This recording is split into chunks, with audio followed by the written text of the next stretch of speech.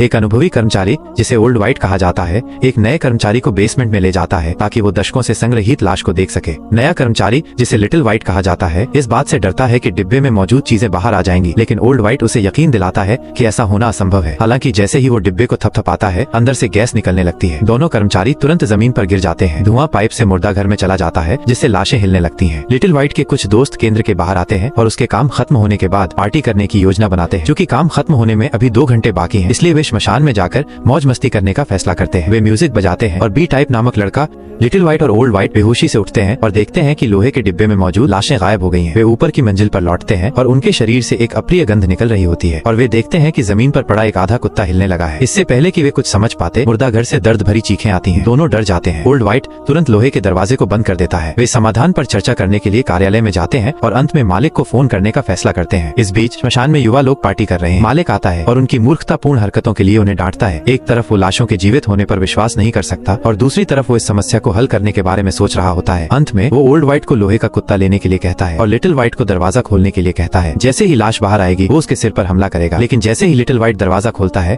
लाश सीधे मालिक पर हमला करती है। लिटिल व्हाइट और ओल्ड व्हाइट लाश को खींचकर बाहर ले जाते हैं। मालिक लोहे का कुत्ता उठाता है और उसके सिर पर मारता है, लेकिन दिमाग के नष्ट होने के बाद भी लाश संघर्ष करती रहती है। मालिक को आरी उठानी पड़ती है और उसका सिर काट देना पड़ता है, लेकिन सिर के बिना भी शरीर खड़ा होकर भागने की कोशिश करता है। ये देखकर दोनों डर जाते हैं। लिटिल व्हाइट समय पर लाश को पकड़ लेता है और मालिक उसे छोटे टुकड़ों में काटने का फैसला करता है। फिर वो इन टुकड़ों को अपने मुर्दा घर में काम करने वाले दोस्त के पास ले जाता है और उन्हें पूरी तरह से खत्म करने के लिए शवदाह गृह का उपयोग करता है। इस बीच लिटिल व्हाइट की प्रेमिका देखती है कि 10 बज गए हैं और वो अपने प्रेमी को लेने के लिए केंद्र जाती है। वो घंटी बजाती है, लेकिन कोई जवाब नहीं मिलता। इस बीच वे लाश के टुकड़ों को मालिक के दोस्त के पास ले जाते हैं। एक पुराने दोस्त के रूप में बाल सफेद व्यक्ति मना नहीं करता है। वो तीनों को शवदाह गृह में ले जाता है और लाश के टुकड़े डाल देता है। अंदर से धमाकों की आवाज आती है और चिमनी से धुआं निकलने लगता है। फिर बारिश होने लगती है। बारिश का पानी जमीन में रिसता है। युवा लोग जो नाच रहे थे जल्दी से अपनी कार में वापस चले जाते हैं। लिटिल व्हाइट की प्रेमिका दरवाजा खोलकर फैक्ट्री के अंदर जाती है। वो बेसमेंट में जाती है और लिटिल व्हाइट को बुलाती है। वो सीढ़ियों से नीचे उतरती है और कुछ अजीब लोहे के डिब्बे देखती है। तभी उसके पीछे से आवाज आती है और वो पास के एक लॉकर में छिप जाती है। ज़ोंबी लोहे की जंजीर उठाता है और धीरे धीरे उसे खोलने लगता है। जब उसके दोस्त बेसमेंट से चिल्लाने की आवाज सुनते हैं तो वे अंदर आ जाते हैं। दूसरी तरफ लिटिल व्हाइट और ओल्ड व्हाइट ने जहरीली गैस में सांस लेने के कारण उल्टी करना शुरू कर दिया। मालिक का दोस्त एम्बुलेंस बुलाता है, लेकिन डॉक्टर की जांच के बाद पता चलता है कि वे जीवित दिखते हैं,